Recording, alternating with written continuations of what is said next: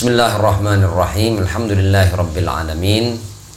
Allahumma shalli ala Muhammad wa ali Muhammad. Rabbi la takilni ila nafsi tarfata ainin abada wa aslih li sya'ni kullah. Ikhwani wa akhwati al-a'izza, assalamualaikum warahmatullahi wabarakatuh. Waalaikumsalam warahmatullahi wabarakatuh. Malam ini adalah pertemuan lanjutan dari serial Tela'ah Hadis atau 40 hadis Al-Imam Sayyid Ruhullah Al-Musawi Al-Khumaini.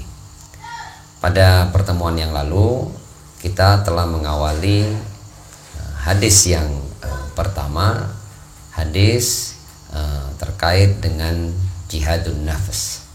Dan karena pembahasan pada pertemuan yang pertama belum tuntas seputar jihadun nafs, maka malam ini adalah lanjutan, dan mudah-mudahan di malam ini kita bisa menuntaskan pembahasan secara sederhana tentang hadis yang pertama, supaya kita terkait dengan yang kita bahas di pertemuan pertama.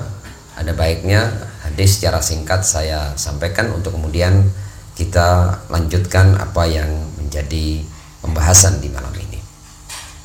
Dalam hadis yang pertama, Sayyid Ruhullah Al-Musawi Al-Khumaini membawakan hadis dari Ar-Rasul sallallahu alaihi wa alihi. Kala beliau menyambut datangnya sebuah pasukan atau sebuah syariah, pasukan yang baru saja menjalankan tugas, dan Rasul tidak menyertai pasukan itu. Ketika datang pasukan ini, kemudian Ar-Rasul sallallahu alaihi wa alihi memberikan sambutan seperti ini: marhaban biqaumin qadaw al-jihad al-asghar wa baqiya alaihim al-jihadul akbar. Selamat datang kepada sekelompok pasukan yang baru saja menunaikan jihad yang kecil, dan tersisa bagi mereka jihad yang besar atau al-jihadul akbar. Nah, kemudian para sahabat bertanya, kalau jihad yang taruhannya adalah jiwa raga yang disebut dengan al-jihad al-asghar, mereka ingin tahu apa sebenarnya jihad yang akbar itu, dan mereka bertanya, qila ya Rasulullah wa mal jihadul akbar? Apa itu jihad yang akbar? Ar-Rasul sallallahu alaihi wa alihi kemudian memberikan jawaban, jihadun nafas. Jadi jihad akbar itu adalah jihadun nafas. Dan telah kita berikan penjelasan yang cukup di pertemuan yang pertama tentang apa itu jihad asghar dan apa itu jihad akbar, dan kenapa jihadun nafas kemudian disebut sebagai jihad akbar. Para pemirsa yang mungkin belum sempat melihat pertemuan yang pertama bisa melihat pertemuan yang pertama pada channel Al-Qurba TV. Adapun pembahasan kita pada malam hari ini adalah sebagai lanjutan. Di pertemuan yang pertama kita telah paham bahwa dalam jihadun nafas itu jihad atau peperangan terjadi di sisi zahir dan di sisi batin. Dalam pertemuan yang pertama kita telah membahas tentang jihadun nafas di sisi zahir atau sisi mulk, dan pada malam hari ini kita akan membahas tentang jihadun nafas di sisi batin atau di sisi malakut. Dan telah kita jelaskan bahwa memang manusia itu ada sisi zahirnya dan ada sisi batinnya. Jihadun nafas di sisi zahir yaitu bagaimana kita menundukkan al-aqalim as-sab'ah, 7 kawasan dalam raga kita ini, seperti mata kita, telinga kita, lisan kita, tangan kita, kaki kita, alat reproduksi kita, agar taat dan patuh pada serangkaian perintah-perintah Allah dan juga larangan-larangannya. Itu adalah jihadun nafas di sisi zahir. Adapun jihadun nafas di sisi batin adalah jihadun nafas yang jauh lebih berat dibandingkan jihadun nafas di sisi zahir. Meskipun sisi zahir juga bukan sesuatu yang ringan, namun sisi batin jauh lebih berat. Dan kalau dalam jihadun nafas di sisi zahir itu kawasan yang diperebutkan adalah al-aqalim as-sab'ah, 7 kawasan yang telah disebut tadi, namun dalam sisi batin adalah bagaimana kita mampu menjadikan kekuatan-kekuatan batiniah kita atau kekuatan-kekuatan malakut kita agar terarah dan tunduk pada syariat Allah, pada ketentuan Allah, dan juga akal dan nalar yang sehat. Al-Imam Al-Khumaini qaddasallahu ta'ala sirrahu syarif dalam sisi malakut atau sisi batin manusia ini membidik bahwa di dalam batin manusia itu ada 3 kekuatan. Mungkin bisa dikembangkan pada kekuatan-kekuatan lain, namun 3 kekuatan ini adalah dasar dari kekuatan-kekuatan yang lainnya. Dan supaya juga pembahasan menjadi tidak terlalu panjang, kalau sisi zahir itu ada 7 kawasan seperti tangan, kaki, mata, lisan, telinga, dan seterusnya. Di sisi batin, Al-Imam Al-Khumaini membidik 3 kekuatan yang sangat luar biasa pada sisi batin manusia. Yang pertama adalah kekuatan yang disebut dengan al-wahmiyah. Yang kedua adalah kekuatan asy-syahwiyah. Yang ketiga adalah kekuatan al-ghadabiyah. Jadi sisi batin kita itu ada 3 kekuatan yang luar biasa, yaitu kekuatan waham, kekuatan syahwat, dan kekuatan amarah. Nah, 3 kekuatan ini juga diperebutkan antara junud syaitani dan junud rahmani, sebagaimana 7 kawasan di sisi zahir diri kita ini juga diperebutkan oleh junud syaitani dan junud rahmani. Ketika disebut dengan wahmiyah, asyahwiyah, al-ghadabiyah, semua kekuatan ini pada hakikatnya mempunyai manfaat-manfaat yang baik. Namun 3 kekuatan ini kalau seandainya lepas kendali, lepas kontrol, bisa sangat berbahaya. Jadi ketika kita memerangi diri dalam jihadun nafas, atau dalam istilah tepatnya adalah memerangi keburukan-keburukan diri dalam jihadun nafas, itu bukan berarti kita membunuh kekuatan wahmiyah atau membunuh kekuatan syahwat atau membunuh kekuatan amarah, tidak. Karena 3 kekuatan ini adalah hal-hal yang juga bisa menjadi sumber yang positif. Sebagai contoh, seandainya manusia itu tidak punya syahwat, maka manusia tidak akan makan, tidak akan minum. Manusia tidak akan mencari pasangan. Dan kalau itu terjadi, maka generasi umat manusia tidak akan terwujud. Jadi kekuatan syahwat atau sebagai contoh kekuatan amarah ini punya sisi positifnya. Artinya kalau orang tidak punya kekuatan amarah, maka meskipun dia ditindas, dia akan diam, dia tidak akan pernah melawan.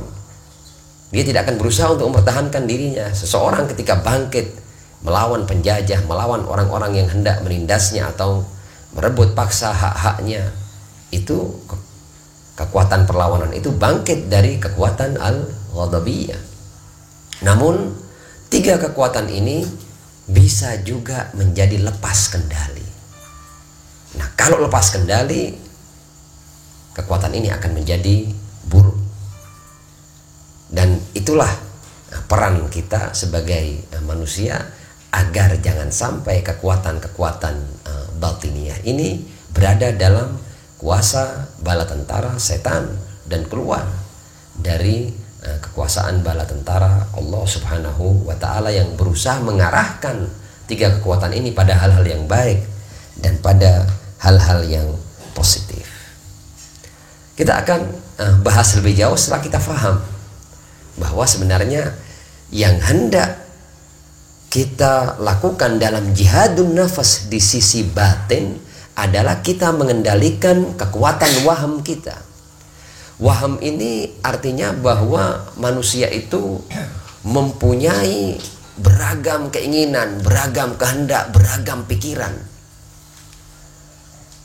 Kalau kita berbicara tentang waham manusia ini tak terbatas. Manusia itu bisa punya keinginan-keinginan yang bahkan tidak ada satu orang pun yang memikirkannya. Nah, kekuatan ini kalau seandainya tidak dikendalikan pada arah yang baik, maka akan melampaui batas. Karena itu kita melihat kadang-kadang manusia itu mempunyai berbagai macam perilaku aneh. Dari mana itu perilaku aneh? Karena manusia berusaha untuk memenuhi hasrat wahamnya. Demikian pula ketika manusia mempunyai syahwat atau hawa nafsu ini, kalau tidak dikendalikan maka dia akan melakukan hal-hal yang juga luar biasa. Nanti kita akan contohkan. Amarah juga begitu. Kalau tidak dikendalikan dengan baik bisa sangat berbahaya. Bisa menjadi mesin pembunuh sifat amarah ini kalau tidak dikendalikan. Nah, kita akan mencoba untuk belajar dari seorang arif yang wasil, Sayyid Ruhullah Al-Musawi Al-Khumaini, bagaimana beliau memberikan pelajaran bagi kita untuk kita melakukan jihadun nafas di sisi batin. Beliau memberikan keterangan seperti ini. Manusia itu boleh jadi zahirnya adalah manusia, bentuknya manusia, tapi batinnya adalah hewan, bahkan batinnya adalah binatang buas. Sangat berbahaya manusia ini. Manusia itu di alam dunia tidak bisa merubah wujudnya jadi harimau atau jadi serigala atau jadi binatang-binatang tertentu yang mempunyai keliaran hawa nafsu. Tapi batinnya boleh jadi bukan manusia. Lahirnya tetap manusia, tapi batinnya boleh jadi adalah binatang buas. Batinnya boleh jadi adalah serigala. Batinnya boleh jadi adalah sebuah binatang yang siap untuk mencabik-cabik apapun yang ada di hadapannya. Dan meskipun manusia itu batinnya sangat buruk, di alam dunia tidak ada perubahan dalam wujudnya. Wujudnya tetap manusia ini.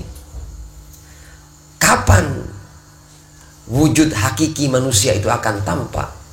Al-Imam Al-Khumaini qaddasallahu ta'ala sirrahu syarif, dia berkata bahwa begitu manusia menghembuskan nafas terakhirnya dan dia mulai masuk dalam kehidupan barzah akan menunjukkan siapa sejatinya sebenarnya diri kita ini. Apakah diri kita di barzah itu tetap manusia atau diri kita akan menjadi bentuk yang sangat menakutkan. Dalam salah sebuah riwayat, Ar-Rasul sallallahu alaihi wa alihi berkata, "Inna ba'dhan nas yuhsyarun yaumil qiyamah ala suratin takunu aswa minal qiradah." Yang saya baca ini adalah makna riwayat, bahwa kata Ar-Rasul, sebagian manusia akan dibangkitkan di hari kiamat dalam sebuah bentuk yang bahkan lebih buruk dari kera, dari monyet. Mohon maaf kalau saya memakai atau mengangkat nama satu hewan ini. Namun ketika dia masih hidup di dunia, orang melihatnya sebagai manusia.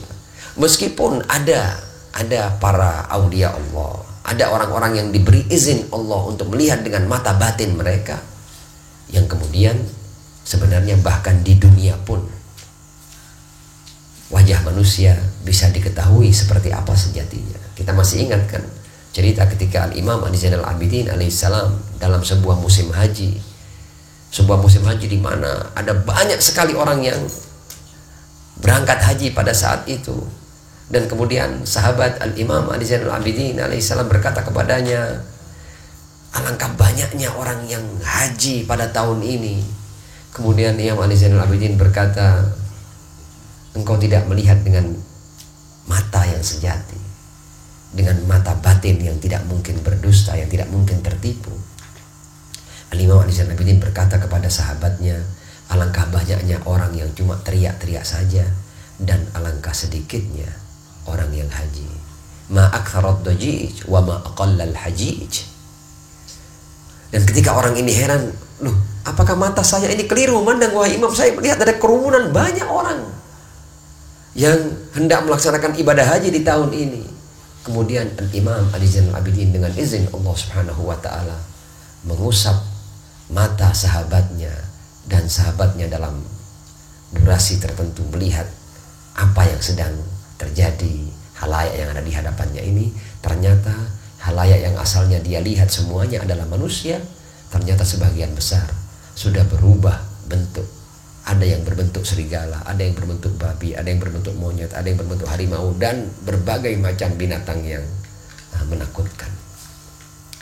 Dan dia baru paham bahwa ternyata mata zahir kita ini bisa tertipu kalau kita tidak punya ketajaman mata batin.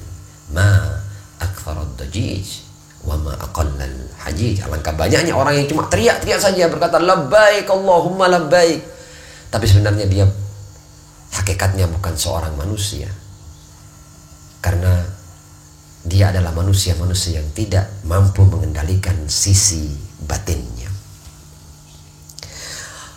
Dalam Al-Quran ada sebuah ayat yang juga membenarkan apa yang baru saja kita bahas, di mana ketika orang-orang yang di dunia hidup itu melihat, penglihatannya sempurna, dia tidak buta, kemudian dia protes kepada Allah Subhanahu wa taala ketika dibangkitkan dari alam kuburnya. Yang saya baca berikut ini adalah Al-Quran, ketika orang-orang berkata, qala rabbi lima hasyartani a'ma. Ya Allah, kenapa engkau bangkitkan aku dalam keadaan buta? Sebelumnya aku di dunia itu melihat, tidak ada masalah dengan penglihatanku. Wa qad kuntu basira, padahal aku di dunia itu melihat. Allah kemudian menjawab dalam lanjutan ayat ini, qala kadzalika atatka ayatuna. Ya, seperti itulah nasib yang kau terima, karena di alam dunia ayat-ayat kami telah datang padamu, fanasita, dan engkau melupakannya, engkau mengabaikannya, engkau tidak mengindahkannya. Wa kadzalika al-yauma tunsa, dan hari ini engkau juga dilupakan. Jadi melupakan Allah itu harganya bisa kita kehilangan banyak nikmat. Makanya dalam doa kumail kita diajarkan, Allahumma ghfir liyadz-dzunubal lati tughayyirun ni'am. Ya Allah, ampuni aku dosa-dosa yang sebenarnya dosa-dosa itu kalau seandainya tidak karena rahmatmu, dosa-dosa itu bisa menghilangkan berbagai nikmat yang telah engkau berikan pada kami, ya Allah. Dan dalam ayat ini diberikan contoh bahwa orang-orang yang asalnya di dunia itu melihat, tapi kalau di alam dunia dia mengabaikan ayat-ayat Allah, tidak mengindahkan perintah-perintah Allah, dan lalai terhadap Allah Subhanahu wa taala, maka di hari itu dia akan dilalaikan dan dilupakan. Dan di antara akibatnya adalah dia kehilangan fungsi penglihatannya. Qala rabbi lima hasyartani a'ma wa qad kuntu basira. Nah, lebih jauh Al-Imam Al-Khumaini qaddasallahu ta'ala sirrahu syarif berbicara bahwa wahai manusia, hati-hati dengan kekuatan batinmu. Sisi batinmu itu punya kekuatan yang luar biasa, bahwa kalau tidak kamu kendalikan, dia akan menjadi sedemikian liar dan keliaran. kekuatan-kekuatan batinmu itu bahkan akan melebihi seluruh binatang yang ada. Dicontohkan oleh Al-Imam Al-Khumaini. Orang yang tidak pandai-pandai mengendalikan syahwatnya, bahkan dia bisa liar, dan keliarannya itu bahkan akan mengantar dia untuk mampu, mohon maaf saya ucapkan ini, untuk mampu melaksanakan zina dengan seorang wanita muhsana, wanita yang masih punya suami, bahkan di dalam Ka'bah. Bahayanya syahwat manusia itu kalau tidak dikendalikan, dia mampu melakukan berbagai macam kebengisan, berbagai macam kebejatan, bahwa manusia bisa sampai pada melakukan zina dengan istri orang. Dan tempatnya adalah di tengah-tengah Ka'bah atau di dalam Ka'bah, di rumah Allah, di Baitullah. Berbahaya sekali manusia kalau tidak mengendalikan hawa nafsunya. Kekuatan amarah kalau tidak dikendalikan, bahwa manusia mampu untuk membunuh para nabi. Al-Quran mengabarkan kepada kita bahwa ada manusia-manusia yang dibunuh, bukan hanya manusia-manusia biasa, bukan musuhnya yang dibunuh, bahkan para nabi Allah, manusia-manusia suci. Wa yaqtuluna an-nabiyyina bighairi haqq. Hati-hati dengan kekuatan amarah ini. Kalau kekuatan amarah tidak dikendalikan, bahkan manusia bisa membunuh seorang nabi sekalipun. Al-Quran membocorkan hal itu. Ada banyak manusia yang menghabisi nyawa nabi-nabi Allah, rasul-rasul Allah. Dan di kehidupan yang sekarang ini kita melihat bagaimana seorang manusia mampu, anak membunuh orang tuanya, orang tua membunuh anaknya, saudara membunuh saudaranya. Itu semua adalah karena kekuatan amarah yang tidak terkendali. Ketika amarah tidak terkendali, maka tidak ada lagi itu ayah, tidak ada lagi itu ibu, tidak ada lagi itu anak, tidak ada lagi itu suami, tidak ada lagi itu istri, tidak ada lagi itu saudara. Sangat berbahaya. Dan karena itu masalah jihadun nafs di sisi batin ini sangat penting, luar biasa. Bahkan dikatakan bahwa kekuatan amarah ini bisa mengantar seorang manusia untuk mencapai mimpi-mimpinya, bahkan dia siap untuk menghabisi nyawa jutaan orang dalam sekejap mata. Kita lihat peristiwa diluncurkannya atau dijatuhkannya bom atom di kota Hiroshima dan Nagasaki. Urusannya hanya kekuasaan, dan itu keputusan 1-2 orang yang tidak mampu mengendalikan amarahnya. Hanya untuk urusan kekuasaan, kemudian dia mengizinkan dirinya untuk menjatuhkan sebuah bom atom yang membumi hanguskan lingkungan dan makhluk hidup yang ada di sana. Dan silakan baca sejarah tentang jatuhnya bom atom di Hiroshima dan Nagasaki. Ada berapa ratus ribu nyawa yang melayang dalam hitungan detik. Itu adalah karena manusia tidak mampu mengendalikan amarahnya. Dan peperangan yang terjadi sepanjang sejarah umat manusia ini, dan seakan tidak pernah berhenti, itu juga akibat karena manusia-manusia tidak mampu mengendalikan kekuatan amarahnya. Nah, lalu apa yang harus kita lakukan untuk kita bisa selamat dari sisi batin dari jiwa kita yang kalau tidak dikendalikan bisa sangat berbahaya? Al-Imam Al-Khumaini qaddasallahu ta'ala sirrahu syarif bahkan mencontohkan seperti ini. Syahwat itu, kata Imam Khumaini, jangankan seorang itu punya istri 1, 2, 3 atau 4, bahkan seandainya kalau semua wanita yang berada di sebuah kota itu adalah miliknya, apa dikira kekuatan syahwat berhenti? Tidak, dia akan melirik kota yang lain. Jangan dikira. Jadi obatnya adalah dikendalikan, bukan dipuaskan. Kalau dipuaskan tidak ada puasnya. Jangankan cuma 1, 2, 3, 4 istri. Bahkan ketika wanita seluruh kota ada dalam kekuasaan seorang laki-laki, kalau dia tidak mampu mengendalikan syahwatnya, dia akan melirik kota yang kedua, yang ketiga, dan keempat, dan begitulah seterusnya. Kekuatan amarah sebagai contoh. Kalau seandainya manusia tidak mampu mengendalikan kekuatan amarahnya, seperti hasrat ingin berkuasa, kekuasaan ini juga tidak ada ujungnya, tidak ada puasnya, tidak ada titiknya.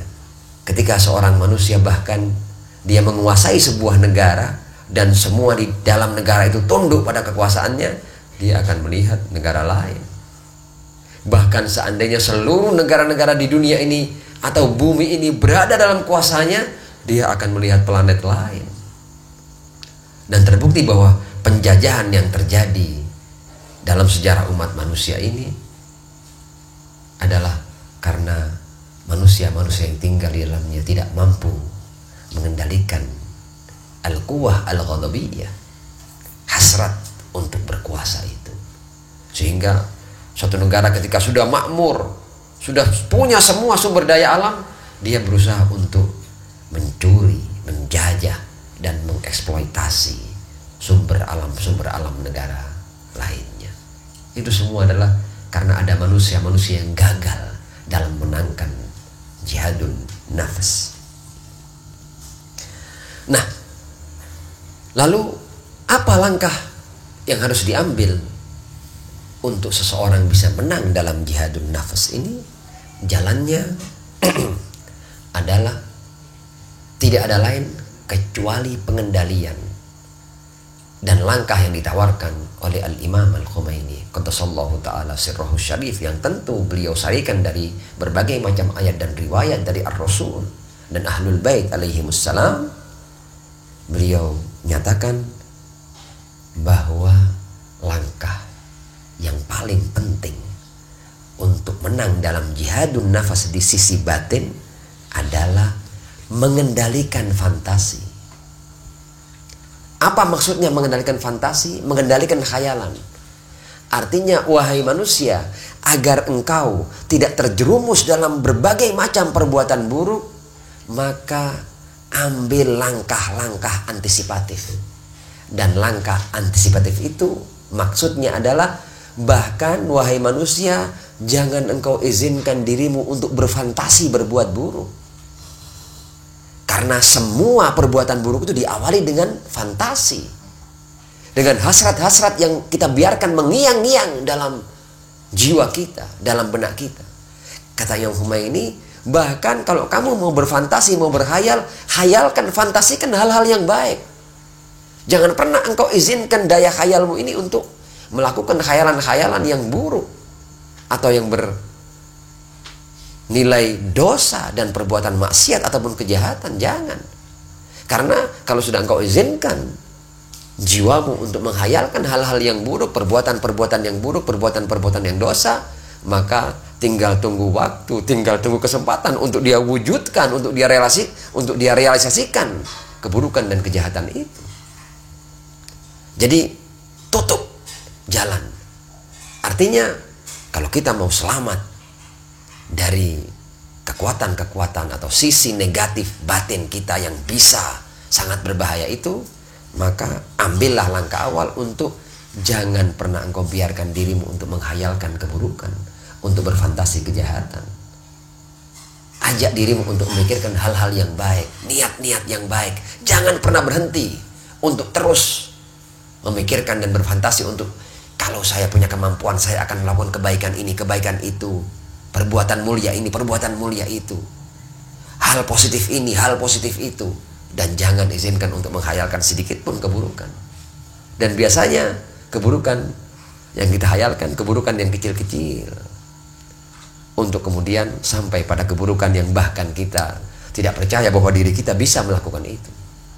Mungkin orang yang tidak tidak mengendalikan kekuatan amarahnya, mungkin awalnya dia cuma memukul kawannya, mungkin dia cuma mendorong kawannya, mungkin dia cuma menampar kawannya atau menonjok kawannya. Tapi ini terus berlanjut sampai akhirnya dia akan menghabisi nyawa kawannya. Dan tidak berhenti 1, 2, 3, dan 4. Banyak orang yang Karena perbuatan mencuri mamanya. Dia mencuri sesuatu yang sangat tidak berharga. Tapi ketika ada yang mengetahuinya, lantaran dia malu diketahui sebagai pencuri, dia tidak punya jalan lain kecuali dia menghabisi nyawa orang yang melihatnya. Dan ketika yang melihat bukan satu, ada dua, dia harus habisi dua. Kalau ini ada yang melihat, dan akhirnya dia akan menjadi pembunuh beruntun. Hanya karena satu kejahatan kecil yang tidak mampu kita kendalikan. Karena itu hati-hati dengan kekuatan batin manusia, kekuatan amarah manusia. Kalau tidak dikendalikan bisa sangat berbahaya. Jadi langkah awalnya adalah ajak dirimu untuk memikirkan hal-hal yang baik. Jangan pernah beri kesempatan dirimu untuk memikirkan sedikit pun keburukan. Karena itu adalah pintu bagi setan untuk memasukkan. Jadi ketika ada ayat di Al-Quran, Qul a'udzu birabbin nas, malikin nas, ilahin nas, min syarril waswasil khannas alladzi yuwaswisu fi sudurin nas. Yuwaswisu itu apa? Ya, ketika kita menghayalkan yang buruk-buruk, itu kerja setan. Jangan beri jalan. Setan tidak pernah mampu menarik tangan kita untuk memaksa kita berbuat jahat. Enggak. Setan lewat waswasah. Yuwaswis fi sudurin nas. Kita disuruh menghayalkan, kalau kamu akhirnya bisa menghabisi nyawanya, kamu akan dapatkan ini. Kalau kamu bisa rayu istrinya, kamu akan dapat hartanya. Kalau kamu, ini kerja setan. Dan kemudian setan hanya membisikkan hal-hal yang buruk lewat kekuatan khayal kita. Kita yang kemudian menjadi pelaku kejahatannya. Wa na'udzubillahi min dzalik.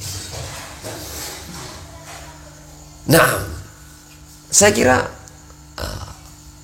langkah untuk menang dalam jihadun nafas di sisi batin ini dalam keterangan Al-Imam Al-Khomeini sudah sangat jelas. Nah, lebih jauh untuk memastikan bahwa kita akan menang dalam jihadun nafas, beliau kemudian mengajak kita untuk melakukan muwazanah. Apa itu muwazanah? Muwazanah artinya kita melakukan komparasi. Kita diminta untuk melakukan perbandingan. Wahai manusia, kamu hanya ada dua pilihan, dan bandingkan dalam pemikiranmu. Apakah kamu akan menjadikan dirimu liar seperti hewan, tanpa aturan, tanpa norma, tanpa nilai? Atau kamu akan kendalikan dirimu di bawah norma, nilai, dan aturan-aturan yang baik? Coba kalau seandainya kamu biarkan dirimu liar, coba kamu bayangkan akan menjadi apa sebenarnya dirimu. Kamu akan menjadi sosok yang tidak pernah menghargai hak orang lain. Kamu akan menjadi sosok yang arogan, yang sewenang-wenang, yang ingin menang sendiri. Yang kalau hasratnya tidak sampai, dia akan menindas, dia akan membunuh. Itu kalau kamu liarkan jiwamu. Tapi kalau kamu kendalikan dirimu, kamu akan menjadi sosok yang bijaksana, sosok yang baik, sosok yang ramah, sosok yang santun, sosok yang sabar, sosok yang tidak akan pernah mengizinkan dirinya untuk mengambil hak orang lain demi memenuhi hasrat dan kepuasan dirinya. Coba bandingkan dirimu. Apakah kamu lihat dirimu baik dengan meliarkan jiwamu, atau kamu lihat dirimu baik ketika kamu mengendalikan jiwamu? Tentu dalam komparasi ini kita akan dengan mudah memutuskan bahwa kita akan menjadi sosok yang baik, sosok yang mulia, sosok yang anggun ketika kita mampu mengendalikan hawa nafsu kita.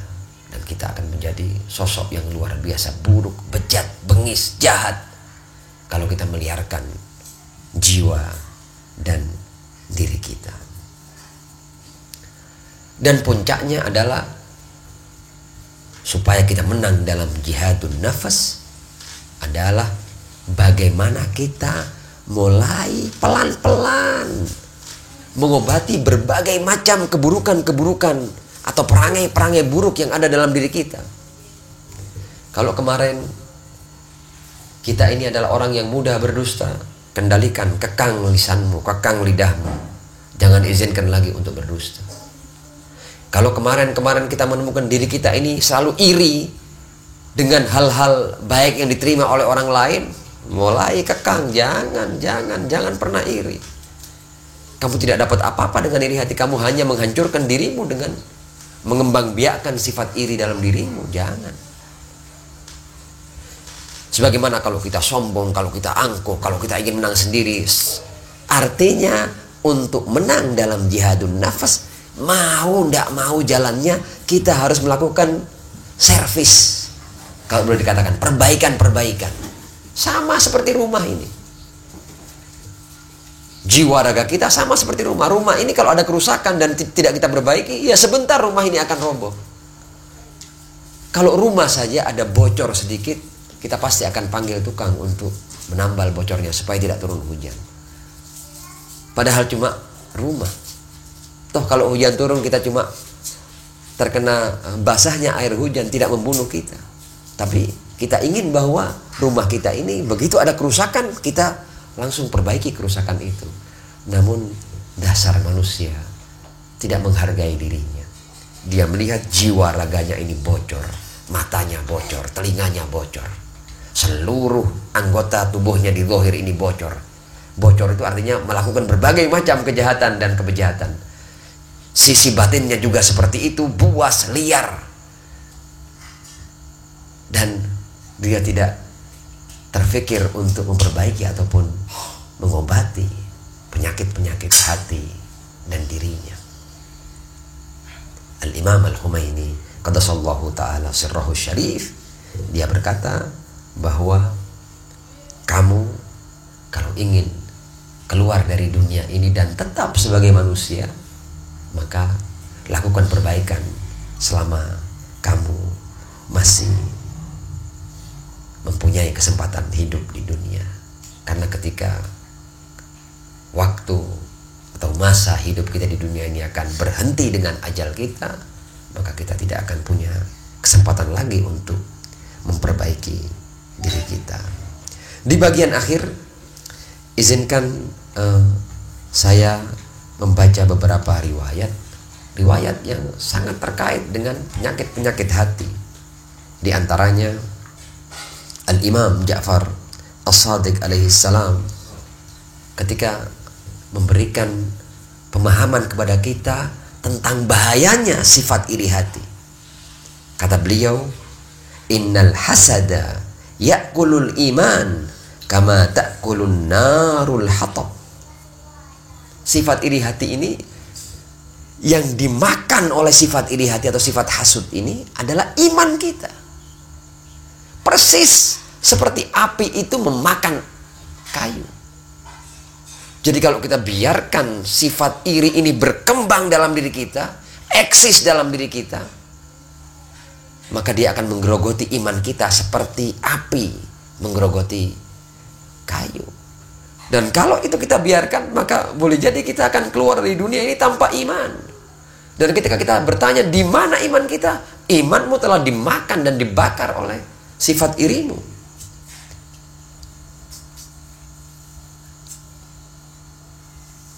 Jangan sampai kita biarkan penyakit-penyakit hati itu berkembang biak dan akhirnya kita keluar dari dunia ini tanpa iman.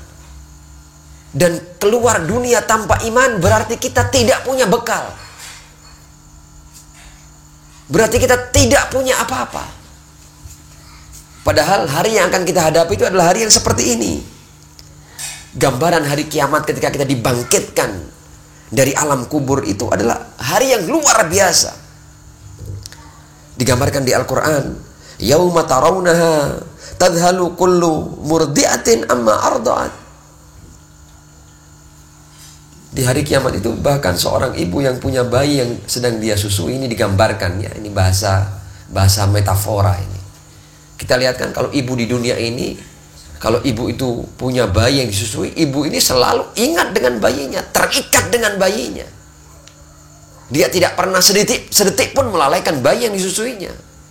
Bahkan dia bisa melupakan dirinya, tapi dia tidak pernah melupakan bayinya. Seorang ibu yang sedang menyusui, boleh jadi dia telat makan, boleh jadi dia telat minum, tapi bayinya tidak mungkin telat minum.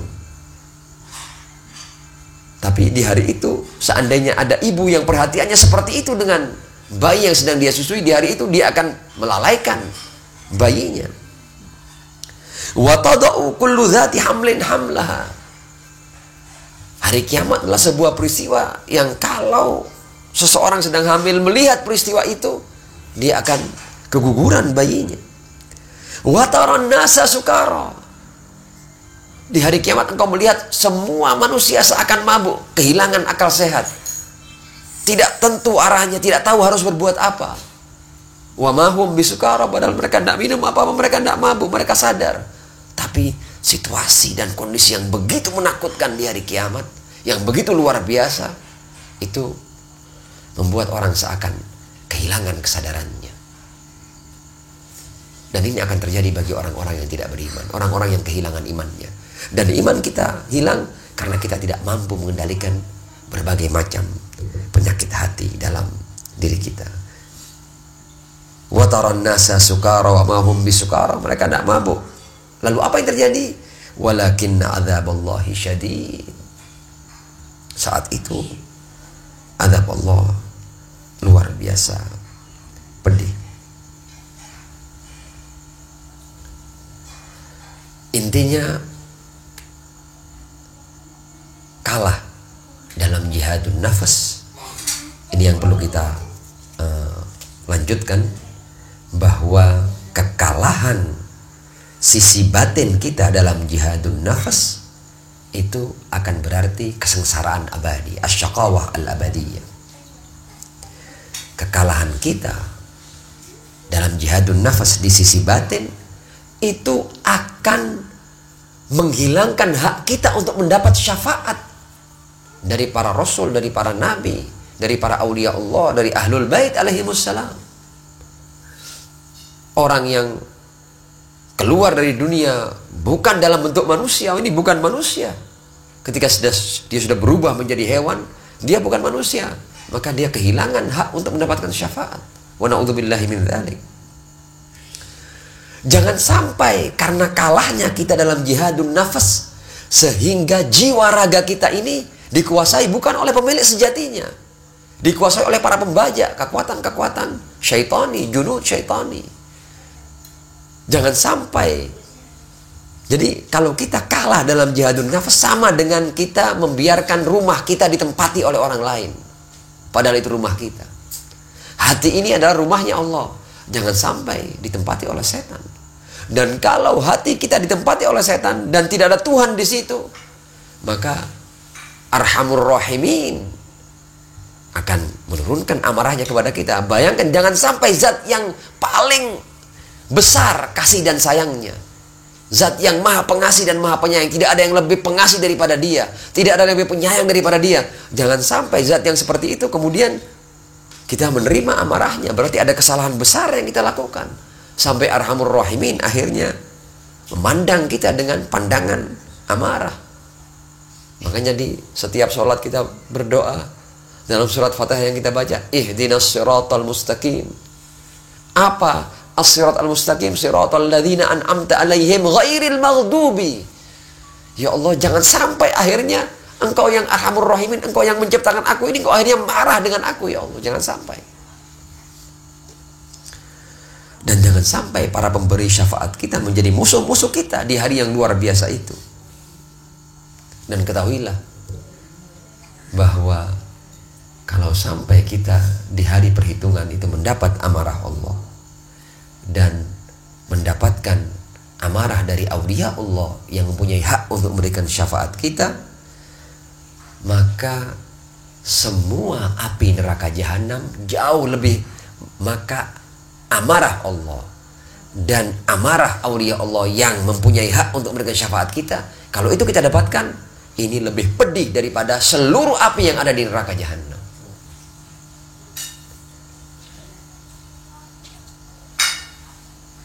Jangan sampai itu terjadi. Maka kita tidak punya jalan lain kecuali kita bersungguh-sungguh dalam perang yang maha besar. Perang yang semua perang-perang di medan laga itu kecil di hadapannya. Perang yang kalau kita kalah bisa berarti kesengsaraan abadi. Dan luar biasanya perang ini kalau menang akan berarti kebahagiaan yang abadi, yaitu jihadun nafas. Sebagai penutup, saya akan kutip ucapan Imam Ali bin Abi Thalib alaihissalam. Ketika dalam munajatnya beliau berkata, Ilahi kafa bi'izzan an akuna laka abdan. Ya Allah, cukup bagiku kemuliaan ketika aku adalah hamba-Mu. Jadi sebenarnya jangan sampai kita kehilangan predikat hamba Allah. Karena predikat hamba Allah ini dibaliknya adalah seluruh kemuliaan. Ketika kita mendapat ridha Allah, kenikmatannya itu jauh dari seluruh istana dan bidadari di surga. Ada kenikmatan yang bahkan jauh lebih tinggi daripada istana-istana di surga dan bidadari-bidadari di surga, yaitu keridhaan Allah. Jauh lebih tinggi itu. Dan kita akan kehilangan itu kalau seandainya kita tidak mampu menjadi hamba. Alangkah bodohnya kita. Kita yang seluruh wujud kita ini diciptakan olehnya, bagaimana kita tidak bisa mengembalikan wujud ini kepada pemiliknya? Kegagalan yang luar biasa. Dan kehilangan predikat hamba berarti kita kehilangan seluruh kemuliaan. Kemuliaan yang bahkan istana-istana surga dan bidadari-bidadari surga tidak ada apa-apanya dengan kemuliaan ini. Kemuliaan yang didapat seorang hamba dari Tuhannya. Ilahi kafa bi'izzan an akuna laka abdan wa kafa bi fakhran an takuna li rabba. Dan cukup bagiku kebanggaan engkau adalah Tuhanku. Artinya kita yang punya Tuhan yang maha segala-galanya ini jangan sampai kita kehilangan yang segala-galanya. Kadang-kadang orang manusia ini saking bodohnya, dia menukar yang segala-galanya ini dengan sedikit kekuasaan di dunia, dengan sedikit harta di dunia, sehingga dia izinkan dia makan harta yang bukan haknya, bahkan makan harta anak yatim, wa na'udzubillahi min dzalik, menyakiti orang tuanya, menyakiti anaknya, menyakiti tetangganya, menipu rekannya dan lain sebagainya. Itu adalah kemuliaan-kemuliaan atau keuntungan-keuntungan yang kecil. Padahal setiap kita ini berpeluang untuk mendapatkan segala macam keuntungan dalam waktu yang abadi. Alangkah meruginya kita kalau kenikmatan-kenikmatan yang sepele itu akhirnya membuat kita gagal mendapatkan kenikmatan tak terbatas di keabadian. Mudah-mudahan apa yang kita bahas lewat keterangan Al-Imam Al-Humaini qaddasallahu ta'ala syirrahu syarif dalam hadis pertamanya tentang jihadun nafas mampu membuat kita semua menangkan peperangan yang luar biasa ini. Wal afu minkum, wassalamu alaikum warahmatullahi wabarakatuh.